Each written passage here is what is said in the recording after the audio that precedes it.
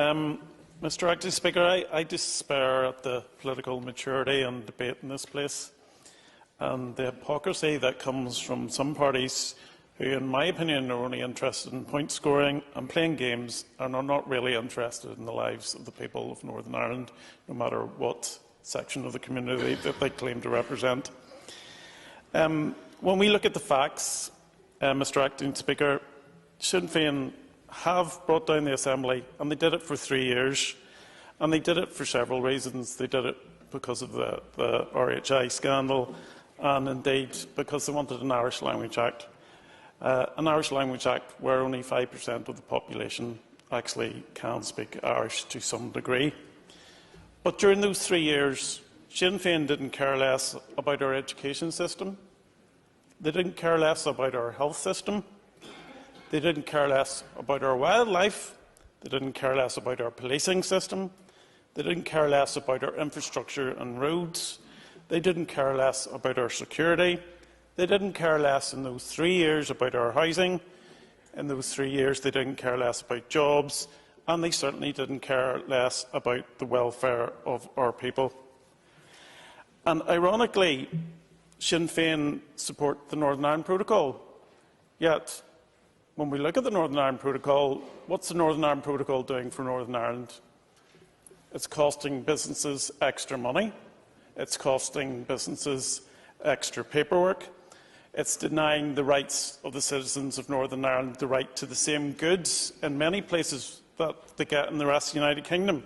In fact, it's actually driven up prices. So when Sinn Féin say that they care about the cost of living and the energy crisis now, they certainly don't care less about the crisis and the amount of money. Sorry, no. They do not care less about the increase in costs that the Northern Ireland Protocol is putting on the people of Northern Ireland. They couldn't care less. So you're hypocrites. You're total hypocrites. And when we look at our own government in Westminster, who are also playing with the lives of the people of Northern Ireland in terms of costs, because they know that the cost of living payments and the energy payments, they can get those out to the people of Northern Ireland just like that if they wanted to. And they have a responsibility in resolving that as well. Because when we look at our Assembly and before the Assembly collapsed, we see that there was very little that we could have actually done to help people, because this Assembly was in debt to £600 million, which the Finance Minister allowed to happen before he left office. So where were we going to get any money to help people with their energy costs? Where were we going to get any money to help people with their heating? Where were we going to get money to help people afford food? We couldn't, because we didn't have the money, because we're that in debt.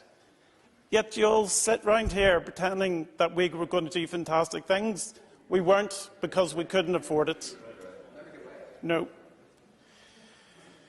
What people need to realise is that, whether we like it or not, the Northern Ireland Protocol is a serious issue, and it's a serious issue for the Unionist population, and it is. And I can see some of my colleagues in the Ulster Unionist benches actually shaking their head that they're not, and some of them are agreeing that it is.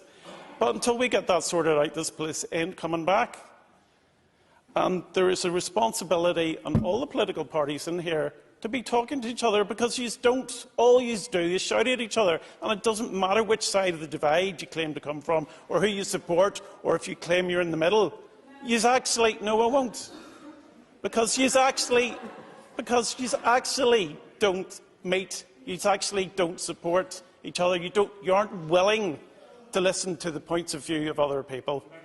No, I won't. No, because I listen to you all the time, and you achieve nothing. Absolutely.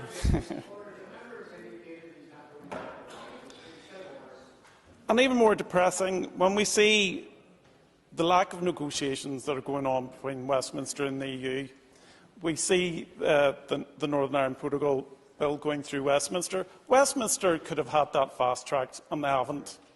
So they're causing part of the problem that we have here today. So in reality, as much as I want to help the people... Member, bring his remarks to a conclusion, please. Thank you.